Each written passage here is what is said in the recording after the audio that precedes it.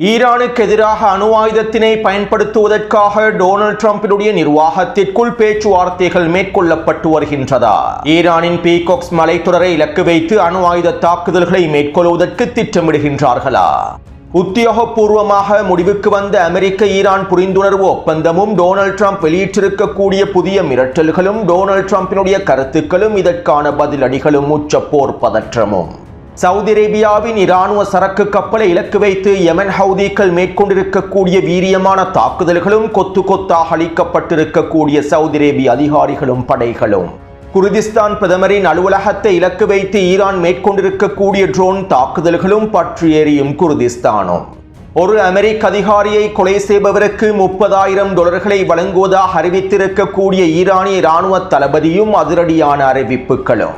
வீரியமடையும் ரஷ்ய Ukraine யுத்தகலமும் ரஷ்யாவுக்குள்ளே Ukraine மேற்கொண்டிருக்கக்கூடிய உச்ச தாக்குதல்களும் ஒன்றிணைய போகும் போர்க்களமும்.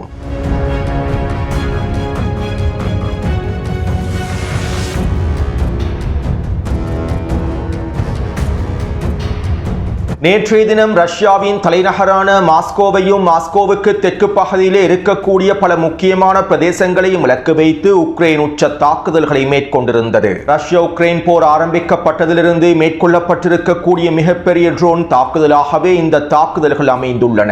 கிட்டத்தட்ட 850க்கும் அதிகமான ட்ரோன் தாக்குதல்களை உக்ரைன் ஒரே நேரத்தில் ரஷ்யாவுக்கு எதிராக மேற்கொண்டுள்ளது. உக்ரைனினுடைய இந்த வீரியமான ட்ரோன் தாக்குதல்களில் 822 ட்ரோன்களை ரஷ்ய பாதுகாப்பு படைப்பிரிவினர் சுட்டு வீழ்த்தி இருப்பதாக அறிவித்துள்ளார்கள். இருப்பினும் 50க்கும் அதிகமான ட்ரோன்கள் ரஷ்யாவின் தலைநகரிலும் இன்னும் பல முக்கியமான பிரதேசங்களிலும் மிகப்பெரிய இழப்புகளை ஏற்படுத்தியுள்ளன. அதிலும் குறிப்பாக ரஷ்ய பாதுகாப்பு அமைச்சகத்திற்கு கீழால் நடத்தப்படுகின்ற மிகப்பெரிய வைல்பெரிஸ் நிலையங்களை இலக்கு வைத்தும் களஞ்சிய சாலைகளை இலக்கு வைத்தும் தாக்குதல்கள் மேற்கொள்ளப்பட்டிருந்தன. இந்த தாக்குதல்களினால் ரஷ்யாவினுடைய குறித்த களஞ்சிய சாலைகள் முழுமையாக தீக்கிரையாக்கப்பட்டுள்ளன. குறித்த தாக்குதல் தொடர்பான காணொளிகளை டெலிகிராம் சேனலிலும் பதிவிட்டுள்ளேன். மேலும் உக்ரைன் இராணுவத்தினால் மேற்கொள்ளப்பட்டிருக்கக்கூடிய இந்த வீரியமான ட்ரோன் தாக்குதல்கள் ரஷ்யாவின் பாதுகாப்பு அமைச்சகத்திற்கு மிகப்பெரிய நட்டத்தையும் ஏற்படுத்தியுள்ளது. ஒரே நேரத்தில் மிகப்பெரிய அளவிலான ட்ரோன் தாக்குதல்களை உக்ரைனிய இராணுவத்தினர் மேற்கொண்டிருப்பதனால் ரஷ்யாவின் வான் பாதுகாப்பு அமைப்புகளினாலும் அவற்றை சுட்டு வீழ்த்த முடியவில்லை. இதன் விளைவாகவே மொஸ்கோவிலும் மொஸ்கோவுக்கு தெற்கு பிரதேசத்திலும் இருக்கக்கூடிய முக்கியமான 6 நகரங்களிலும் வெடிப்புகள் பதிவாகியுள்ளன.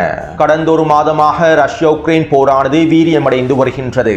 இந்த போரினுடைய அடுத்த கட்டத்தை நோக்கிய பதற்ற நிலைமைகளை நோக்கிய நகர்வாகவே இந்த மிகப்பெரிய அளவிலான ட்ரோன் தாக்குதல்கள் பார்க்கப்படுவதாக ஆய்வாளர்கள் தெரிவித்துள்ளார்கள். ரஷ்யாவுக்கும் உக்ரைனுக்கும் இடையிலான பேச்சுவார்த்தைகள் தொடர்ச்சியாக தோல்வியடைந்து வரக்கூடிய நிலைமையில் அமெரிக்க செனட்டர் லின்சே கிரஹாமினுடைய அடுத்த கட்ட பொருளாதார தடைகள் ரஷ்யா மீது விதிக்கப்பட போகின்ற நிலைமையில் ஒட்டுமொத்த ஐரோப்பிய நாடுகளும் ரஷ்யாவுக்கு எதிராக அடுத்த கட்ட கடுமையான நிலைப்பாடுகளை எடுக்கப் போகின்ற நிலைமையிலேயே உக்ரைனிய இராணுவத்தினர் ரஷ்யாவுக்கு எதிரான இந்த வீரியமான தாக்குதல்களையும் அதிகப்படுத்தியுள்ளார்கள். சுருக்கமாக குறிப்பிடுவதாக இருந்தால் கடந்த ஒரு மாதங்களாக உக்ரைன் மேற்கொண்டு வரக்கூடிய வீரியமான ட்ரோன் தாக்குதல்களினால் ரஷ்யாவுக்கு மிகப்பெரிய இழப்புகள் ஏற்படுத்தப்பட்டுள்ளன. கடந்த மாதம் ரஷ்யாவினுடைய எண்ணெய் சுத்திகரிப்பு நிலையங்களை இலக்கு வைத்து உக்ரைன் வீரியமான ட்ரோன் தாக்குதல்களை மேற்கொண்டிருந்தது. இந்த ட்ரோன் தாக்குதல்களின் விளைவாகவும் ரஷ்யாவினுடைய எண்ணெய் உற்பத்தி தளங்களில் ஏற்படுத்தப்பட்டிருக்கக்கூடிய சேதங்களின் விளைவாகவும் ரஷ்யாவினுடைய எண்ணெய் ஏற்றுமதியும் பாரிய அளவில் முடங்கியிருந்தன. எனவே இப்படியான நிலைமையில் குறித்த போரை அடுத்த கட்டத்தை நோக்கி நகர்த்துவதற்காகவே உக்ரைனிய இராணுவத்தினர் இந்த தாக்குதல்களையும் அதிகப்படுத்தியுள்ளார்கள்.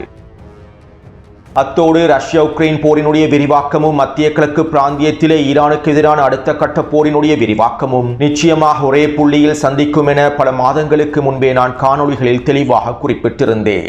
ஈரானுக்கு எதிரான அடுத்த கட்ட போரிலே அமெரிக்காவுக்கு முழுமையான ஆதரவை வழங்குவதற்கான எல்லாவிதமான உத்தரவுகளையும் பச்சை விளக்குகளையும் ஐரோப்பிய நாடுகள் காண்பித்து விட்டார்கள். மேலும் அமெரிக்கா இன்னும் பல நாடுகளையும் ஈரானுக்கு எதிராக இணைத்துக் கொள்வதற்காக தொடர்ச்சியாக வேலை திட்டங்களை மேற்கொண்டு வருகின்றது. மேலும் ஐரோப்பிய நாடுகள் ரஷ்யாவுக்கு எதிராக அதிகரிக்கப் போகும் அடுத்த கட்ட தாக்குதல்களுக்கும் டொனால்ட் ட்ரம்ப் பச்சை விளக்கை காண்பிக்கப் போகின்றார். இதற்கமைவாகவே தற்போது உக்ரைனுக்கு தேவையான மிகப்பெரிய அளவிலான ஆயுதங்களை வழங்குவதற்கான முன்மொழிவுகளும் காங்கிரஸ் சபையில் முன்வைக்கப்பட்டுள்ளன. அதாவது இதுவரைக்கும் உக்ரைனுக்கு வழங்கப்பட்டிருக்கக்கூடிய ஆயுத தொகுப்புகளில் இந்த ஆயுத தொகுப்பே மிகப்பெரிய ஆயுத தொகுப்பாகவும் பார்க்கப்பட போகின்றது. இவ்வளவு காலமாக உக்ரைனுக்கு ஒரே நேரத்தில் வழங்கப்பட்ட ஆயுதங்களை விட தற்போது வழங்கப்பட போகும் ஆயுதங்கள் மிகப்பெரிய அளவிலான ஆயுதங்களாகும். மேலும் இங்கிருக்க இருக்கக்கூடிய சுவாரஸ்யமான விடயம் என்னவென்றால் உக்ரைனுக்கு வழங்கப் போகும் இந்த ஆயுத தொகுப்பிலே துருக்கி முழுமையாக சம்பந்தப்பட்டுள்ளது. அதாவது இந்த ஆயுத தொகுப்பில் நூற்றுக்கணக்கான பாலிஸ்டிக் ஏவுகணைகளும் 2500க்கும் அதிகமான M26 ஏவுகணைகளும் 47,000 பீரங்கி குண்டுகளும் வழங்கப்பட போகின்றன. அது மட்டுமல்லாமல் இந்த ஆயுத தொகுப்பிலே அதிகளவான கொத்து குண்டுகளும் இணைக்கப்பட்டுள்ளன. மேலும் உக்ரைனுக்கான இந்த மிகப்பெரிய ஆயுத தொகுப்பை துருக்கியே வழங்கப் போகின்றது. இதற்கமைவாக இந்த ஆயுதங்களை உக்ரைனுக்கு மாற்றுவதற்கான ஒப்புதலை வழங்குமாறு அமெரிக்காவின் காங்கிரஸ் சபையில் துருக்கியினுடைய ஜனாதிபதி துரோகி அர்துகான் முன்மொழிவு ஒன்றையும் முன்வைத்துள்ளார். இந்த முன்மொழிவுக்கான ஒப்புதலில் டொனால்ட் ட்ரம்ப் கையொப்பமிட்டதும் உக்ரைனுக்கான இந்த மிகப்பெரிய ஆயுத தொகுப்பானது வழங்கப்பட்டுவிடும். அத்தோடு இந்த நிலைமைகள் தொடர்பாக ரஷ்ய வெளியுறவுத்துறை அமைச்சகத்தினுடைய ஊடக பேச்சாளர் இவ்வாறு தெரிவித்துள்ளார். உக்ரைனுக்கு தேவையான மிகப்பெரிய ஆயுத களஞ்சியம் ஒன்றை மாற்றக்கூடிய செயற்பாடுகள் தொடர்பாகவும் அவை தொடர்பான ஆவணங்கள் தொடர்பாகவும் நாங்கள் கவனித்துக் கொண்டிருக்கின்றோம். உக்ரைனுக்கு தேவையான மிகப்பெரிய அளவிலான இந்த ஆயுதங்களை வழங்குவது இரு நாடுகளுக்கு இடையிலான இராஜதந்திர பேச்சுவார்த்தைகளையும் இராஜதந்திர முயற்சிகளையும் முழுமையாக முடிவுக்கு கொண்டு வந்துவிடும். அமைதி பேச்சுவார்த்தை என்கின்ற பெயரில் பேச்சுவார்த்தைகளை மேற்கொண்டுவிட்டு உக்ரைனுக்கு தேவையான உயிர்கொல்லி ஆயுதங்களை வழங்கும் நடவடிக்கைகளை நாங்கள் வன்மையாக கண்டிக்கின்றோம். மேலும் இதன் விளைவாக போர்க்களமானது யாரும் நினைத்து கூட பார்க்க முடியாத அளவுக்கு விரிவடையும் என்றும் இதனால் எதிரிகளே மிகப்பெரிய இழப்புகளையும் சந்திக்கப் போகின்றார்கள் என்றும் அமெரிக்க வெளியுறவுத்துறை அமைச்சகத்தினுடைய ஊடக பேச்சாளர் சுட்டிக்காட்டியுள்ளார். அதாவது துரோகி அர்துகானினுடைய தலைமையிலேயே ரஷ்யாவுக்கும் உக்ரைனுக்கும் இடையிலான அமைதி பேச்சுவார்த்தைகள் நடைபெறுகின்றன. இவ்வாறு மத்தியஸ்தராக அமைதி பேச்சுவார்த்தைகளை மேற்கொண்டு விட்டு துரோகி அர்துகான் உக்ரைனுக்கு தேவையான அதிகளவான ஆயுதங்களையும் வழங்கப் போகின்றார். இதன் விளைவாக இரு நாடுகளுக்கும் இடையிலான பேச்சுவார்த்தைகள் முழுமையாக முடிவடைந்து விடும் என்றும் போர்க்களமானது விரிவடைந்து விடும் என்றும் ரஷ்யாவினுடைய தலைமைகள் எச்சரிக்கைகளை விடுத்துள்ளார்கள். எனவே தற்போது ரஷ்யா உக்ரைன் போரானது அடுத்த கட்டத்தை நோக்கி நகரப் போகின்றது.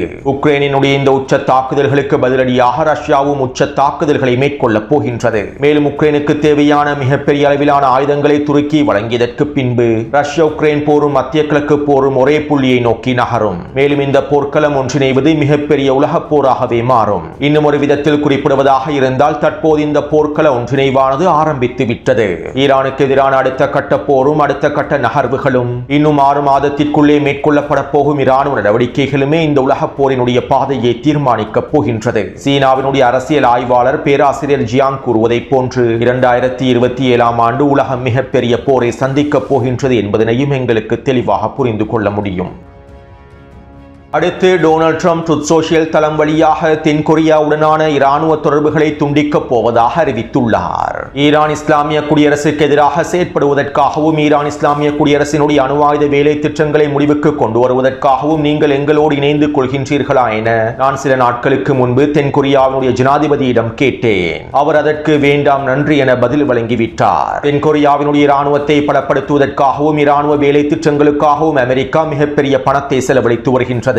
மேலும் இதற்கு பிறகும் நாங்கள் தென்கொரியாவோடு இராணுவ தொடர்புகளை கொண்டிருப்பதற்கு விரும்பவில்லை. எங்களுடைய பணத்தை செலவழிப்பதற்கு விரும்பவில்லை.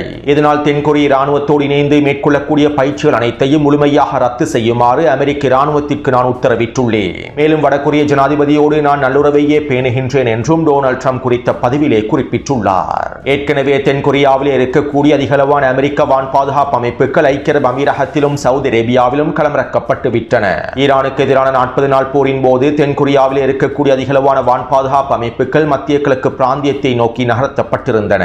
மேலும் ஈரானுக்கு எதிரான அடுத்த கட்ட நடவடிக்கைகளில் தென்கொரியாவுடைய அரசாங்கம் தலையிட விரும்பவில்லை என்றும் தற்போது டொனால்ட் ட்ரம்பின் நிர்வாகத்திடம் தெரிவித்துள்ளது. ஹெர்முஸ் ஜலசந்தி பிரதேசம் முழுமையாக இழுத்து மூடப்பட்டிருப்பதனால் தென்கொரியாவுடைய பொருளாதாரமும் பாரிய அளவில் சிக்கலுக்குள்ளாகியுள்ளது. மத்திய கிழக்கு பிராந்தியத்திலிருந்து அதிகளவான எண்ணெயை தென்கொரியா பெற்றுக் கொண்டிருந்தது. இதனால் தற்போது ஈரானுக்கு எதிரான செயற்பாடுகளில் தென்கொரியா நேரடியாக தலையிடுவதற்கு விரும்பவில்லை என டொனால்ட் ட்ரம்பின் நிர்வாகத்திடம் தெரிவித்துள்ளது. இதன் விளைவாகவே தற்போது டொனால்ட் ட்ரம்ப் தென்கொரியாவுடனான இராணுவ தொடர்புகளையும் துண்டித்துள்ளார்.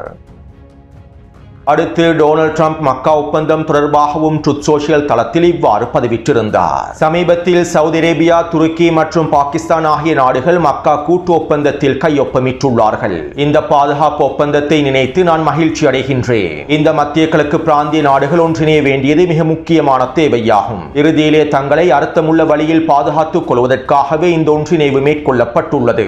இதனால் குறிப்பிட்ட இந்த 3 நாடுகளுடைய தலைமைகளுக்கும் நான் வாழ்த்துக்களை தெரிவித்துக் கொள்கின்றேன். இது துணிச்சலான மிகவும் முக்கியமான முதல் படியாகும் என்றும் டொனால்ட் ட்ரம்ப் குறித்த பதிவிலே தெரிவித்துள்ளார். அதாவது இந்த மக்கா ஒப்பந்தம் மேற்கொள்ளப்பட்டிருப்பது அமெரிக்காவினுடைய ஜியோனிஸ் ஆக்கிரமிப்பினுடைய வேலை திட்டங்களை மத்திய கிழக்கு பிராந்தியத்தில் நடைமுறைப்படுத்துவதற்குத்தான் என்பதனை டொனால்ட் ட்ரம்பே ஒப்புக்கொண்டுள்ளார். பலஸ்தீனிய போராளிகளுக்கு எதிராகவும் பலஸ்தீனிய போர் முனைக்கு எதிராகவும் ஈரானுக்கு எதிராகவும் மத்திய கிழக்கு பிராந்திய அடிமை அரபுகளையும் துரோகிகளையும் ஒன்றிணைப்பதற்கான வேலை திட்டத்தையே டொனால்ட் ட்ரம்ப் பாராட்டியுள்ளார். எனவே டொனால்ட் ட்ரம்பினுடைய இந்த அறிவிப்பிலிருந்து மக்கா ஒப்பந்தம் எதற்காக பயன்படுத்தப்பட போகின்றது என்பதனையும் எங்களுக்கு தெளிவாக புரிந்து கொள்ள முடியும்.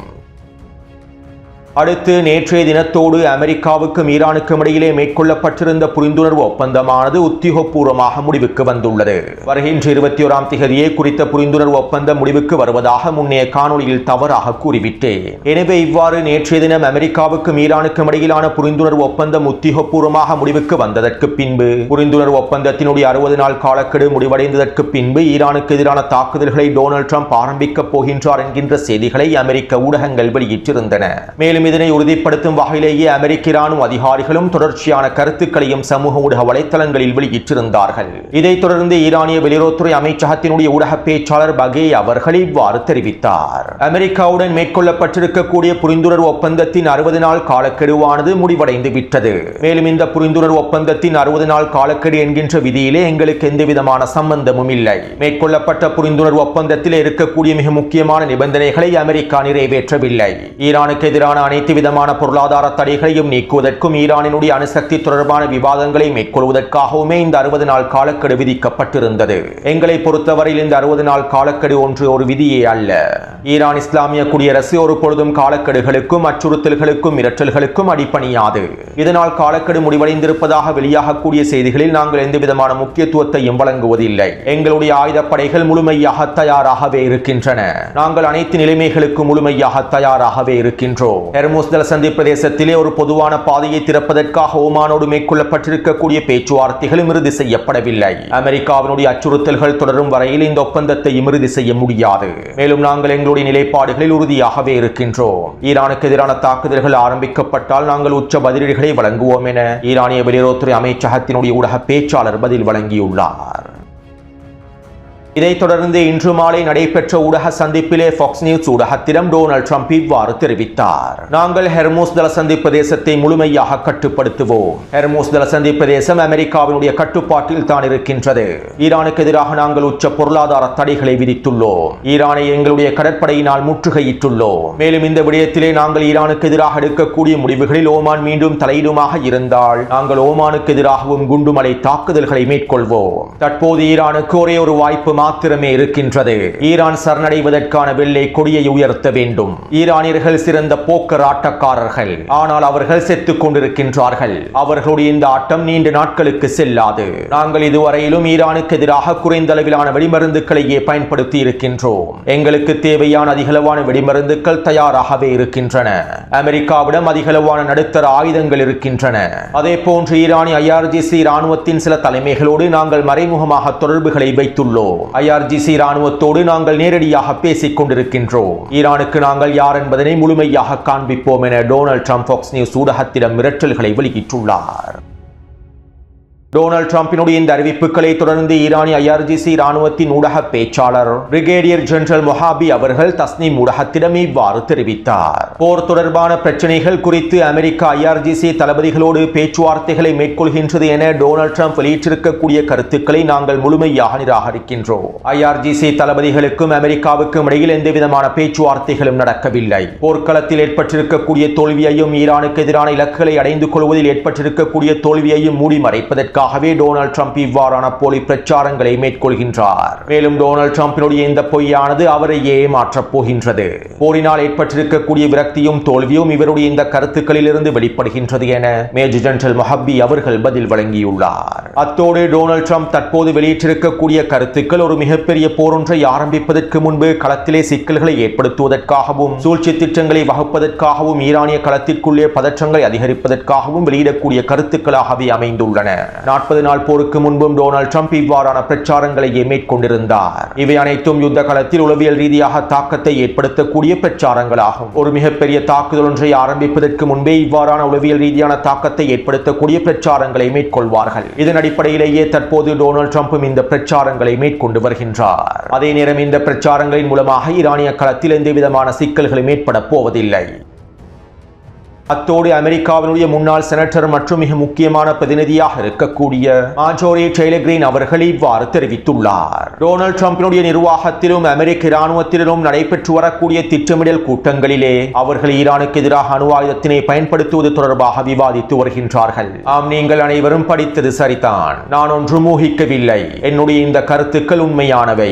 இவை தொடர்பான பல ரகசியங்கள் எனக்கு தெரியும். மேலும் இது ஒரு மிகப்பெரிய அப்பட்டமான தீய செயல் என்றும் அவர் குறிப்பிட்டுள்ளார். அதாவது ஈரானினுடைய மிக முக்கியமான மலைத்தொடரான பீகாக்ஸ் மலைத்தொடரை இலக்கு வைத்து அணு ஆயுத தாக்குதல்களை மேற்கொள்வதற்கு டொனால்ட் ட்ரம்பினுடைய நிர்வாகம் கலந்துரையாடல்களை மேற்கொண்டு வருகின்றது. சாதாரணமாக பயன்படுத்தக்கூடிய பங்கபஸ்ட வெடிகுண்டுகளை பயன்படுத்தி குறித்த பீகாக்ஸ் மலைத்தொடரை அழிக்க முடியாது. இவை தொடர்பாக நான் முன்னைய காணொளிகளில் பல விடயங்களை குறிப்பிட்டுள்ளேன். இப்படியான நிலைமையிலேயே தற்போது டொனால்ட் ட்ரம்பினுடைய நிர்வாகமும் அமெரிக்காவும் குறித்த பீகாக்ஸ் மலைத்தொடரை இலக்கு வைத்து அணுசக்தி திறன்களை கொண்டிருக்கக்கூடிய மலைத்தொடரை இலக்கு வைத்து அணு ஆயுத தாக்குதல்களை மேற்கொள்வதற்காக திட்டமிட்டு வருகின்றார்கள்.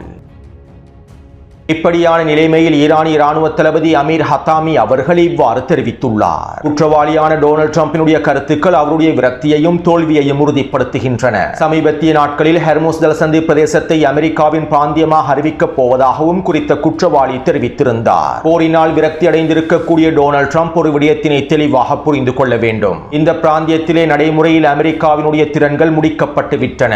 முன்பிருந்ததை போன்று இந்த பிராந்தியத்தில் அமெரிக்காவினால் நிலைத்திருக்க முடியாது. அமெரிக்கா இந்த பிராந்தியத்தை விட்டு வெளியேறுவதற்கான காலமும் நேரமும் நெருங்கி வந்துவிட்டன.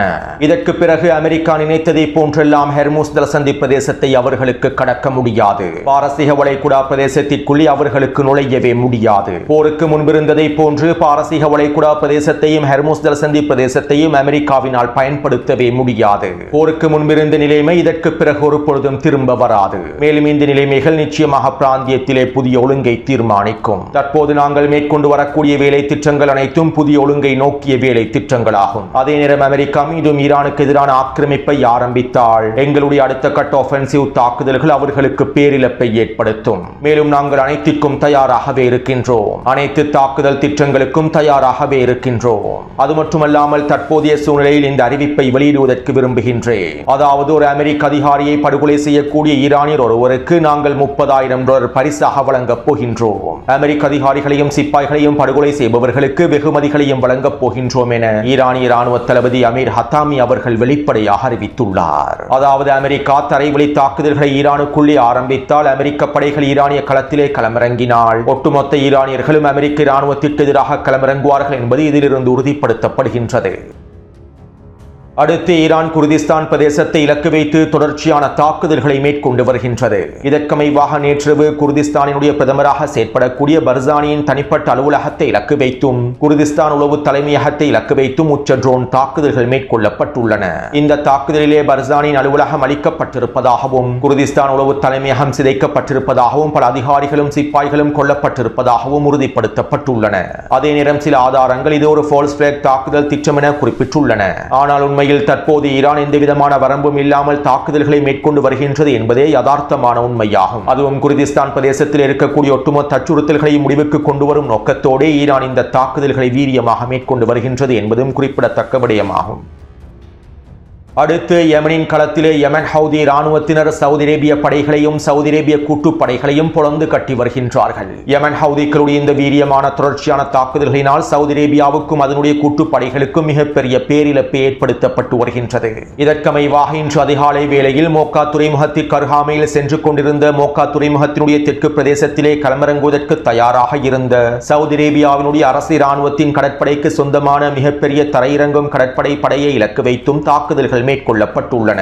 சவுதி அரேபிய ராணுவத்திற்கு சொந்தமான தரையிறங்கும் கப்பலை இலக்கு வைத்து யமன் ஹவுதிகள் தாக்குதல்களை மேற்கொண்டுள்ளார்கள். மோக்கா துறைமுகம் முழுமையாக இழுத்து மூடப்பட்டிருப்பதனாலும் மோக்கா துறைமுகத்தினுடைய பல பகுதிகள் அளிக்கப்பட்டிருப்பதனாலும் மோக்கா துறைமுகத்திற்கு தெற்கு பகுதியில் இருக்கக்கூடிய புள்ளி ஒன்றில் சவுதி அரேபிய ராணுவமானது குறித்த தரையிறங்கும் கப்பலை களமிறக்க திட்டமிட்டது.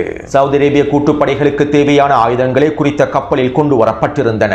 இப்படியான நிலைமையிலேயே யமன் ஹவுதி ராணுவத்தினர் குறித்த சரக்கு கப்பலை இலக்கு வைத்து ஆயுத கப்பலை இலக்கு வைத்து தாக்குதல்களை மேற்கொண்டுள்ளார்கள். இந்த தாக்குதலினால் குறித்த கப்பலானது முழுமையாக அழிக்கப்பட்டுள்ளது, தீக்கிரையாக்கப்பட்டுள்ளது. மேலும் இந்த சவுதி அரேபிய ராணுவத்திற்கு சொந்தமான கப்பலுக்குள்ளே இருக்கக்கூடிய 15க்கும் அதிகமான அதிகாரிகள் கொத்தாக அழிக்கப்பட்டுள்ளார்கள். சவுதி அரேபிய கூட்டுப்படை அதிகாரிகளும் தளபதிகளும் அழிக்கப்பட்டுள்ளார்கள். இதைத் தொடர்ந்து யமன் ஹவுதி ராணுவத்தினர் குறித்த பகுதியிலே நிலை கொண்டிருக்கக்கூடிய சவுதி அரேபிய கூட்டுப்படைகளுக்கு சொந்தமான 5 சிறிய படகுகளை இலக்கு வைத்து ஏவுகணை தாக்குதல்களை மேற்கொண்டுள்ளார்கள். இந்த தாக்குதலினால் இந்த 5 சிறிய படகுகளும் முழுமையாக தீக்கிரையாக்கப்பட்டுள்ளன. ஆயுதங்களை கடத்துவதற்காக கொண்டு வரப்பட்டிருந்த இந்த சிறிய படகுகளை இலக்கு வைக்கப்பட்டு அழிக்கப்பட்டுள்ளன. இந்த தாக்குதல்களை தொடர்ந்து இன்று மாலை யமன் ஹவுதி ராணுவத்தினர் மாரி பிரதேசத்தில் இருக்கக்கூடிய சவுதி அரேபிய ராணுவ கட்டளை தளங்கள் இலக்கு வைத்து உச்ச ட்ரோன் தாக்குதல்களையும் ஏவுகணை தாக்குதல்களையும் மேற்கொண்டிருந்தார்கள். இந்த தாக்குதலிலே மாரி பிரதேசத்தில் இருக்கக்கூடிய சஹான் அல்ஜானி ராணுவ கட்டளை தளத்தில் மிகப்பெரிய வெடிப்புகள் பதிவாகியுள்ளன. குறித்த கட்டளை தளத்தில் இருக்கக்கூடிய ஆயுத கிடங்குகள் வெடித்து சிதறியுள்ளன.